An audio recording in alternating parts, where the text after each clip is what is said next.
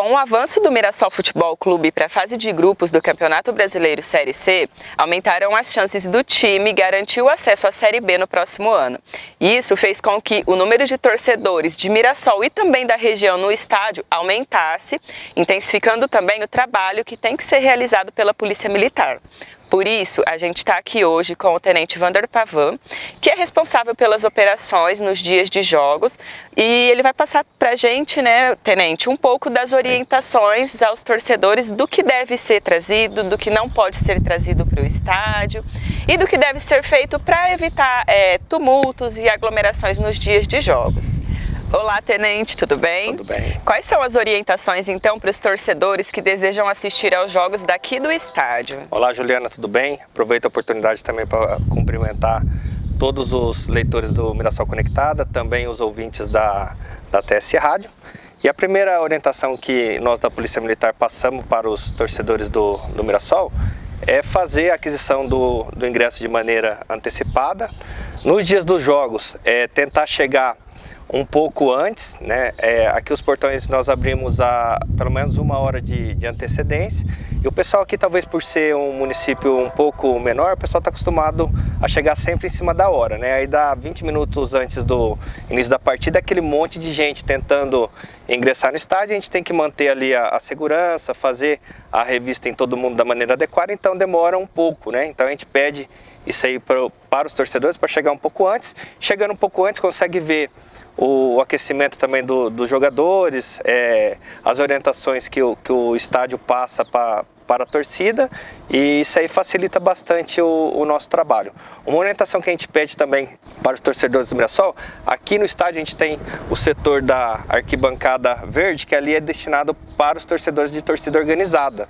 E também a gente tem ali também alguns torcedores que são um pouco mais fervorosos, um pouco mais saudosistas, e ali a gente não deixa o ingresso de outros uniformes que não o do Mirassol.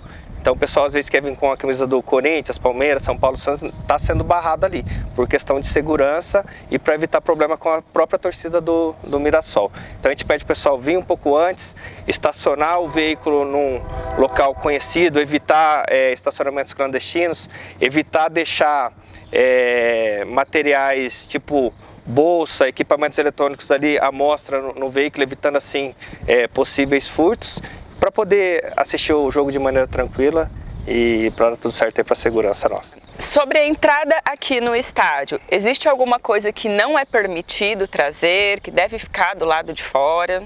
Sim, Juliana, tem uma normatização do secretário de Segurança Pública, a gente tem um rol de materiais que são proibidos a entrada no estádio. E assim, o que a gente costuma observar aqui nos jogos do Mirassol, né? Vem muita gente com garrafinha d'água, quer ingressar e não pode, latinha de refrigerante, latinha de cerveja. Tem uma lei também que proíbe o uso de bebidas alcoólicas no interior do estádio, guarda-chuva, capacete, enfim, qualquer objeto que pode ser arremessado para o interior do estádio, ele é proibido, né? A gente tem também agora atualmente aí a questão do álcool gel, então muita gente quer fazer o ingresso no estádio com álcool gel e não pode, né? Mas assim, a pessoa ela vai ter alguns displays que o clube é obrigado a disponibilizar aqui para a torcida, para quem queira fazer o uso do álcool gel, e ele não pode entrar no estádio simplesmente porque ele pode ser arremessado e atrapalhar a partida. E dentro do estádio, existe alguma lei que regulamenta, que fala mais detalhadamente sobre o comportamento dos torcedores? Sim, Juliana, nós temos o Estatuto do Torcedor, né, que ele vai trazer um rol ali de direitos e deveres do torcedor, né, que faz ingresso ao estádio. O principal deles, como direito, é a segurança, né? O Estatuto do Torcedor ele vem para garantir essa segurança ao torcedor, e a Polícia Militar está aqui para poder garantir essa segurança para o torcedor. Só que também tem os deveres como torcedor, né? Então, por exemplo, se um indivíduo tentar fazer a invasão do campo, atrapalhar a partida, qualquer arremesso de objeto que venha atrapalhar a partida, qualquer manifestação que venha a incitar violência pode configurar um crime e o indivíduo vai responder criminalmente por isso. Bom, agora voltando um pouco para o lado de fora do estádio, a gente sabe que algumas vias elas são interditadas para melhor circulação aqui da torcida, dos torcedores. Para o motorista, quais são as orientações? Que ruas devem ser evitadas? A principal via que nós fechamos é a Lauro Lucchesi, que é essa avenida principal que passa de frente ao estádio. Então ela é interditada aqui na parte de cima, bem de frente ao Tupã Clube. Então os torcedores que vêm por ela com seu veículo, automaticamente ele tem que entrar na Antônio Prado ou retornar pela avenida subindo ali próximo à pracinha Nossa Senhora Aparecida. Ela é interditada também na parte da Lauro Lucchesi com a Avenida Dona Egá, no sentido do centro. Então também os torcedores, uma hora antes do evento, ele já não consegue subir mais ali. E a outra via que é interditada é atrás do fórum, que é a Jeremias Alves e a São Vicente de Paula, né? Ela muda de nome ali, mas é interditada ali por questão das delegações dos atletas que entram por aquela via. Bacana. Ainda falando sobre essa questão de trânsito, o torcedor que vem ao estádio de carro, quais são as orientações da polícia para evitar um furto, para evitar algum tipo de problema nesse sentido? A principal delas é largar o veículo fechado num local seguro. Se tiver algum estacionamento que é regulamentado, a gente orienta também o torcedor deixar o veículo nesse tipo de estacionamento, que a gente vê bastante estacionamento clandestino, né? Em dia de jogos o pessoal pega qualquer tipo de terreno ali e faz como estacionamento. Então a gente orienta os torcedores a não deixar o veículo nesses locais. Certo, mas por uma questão de segurança do torcedor e do veículo, Sim, né? Exato.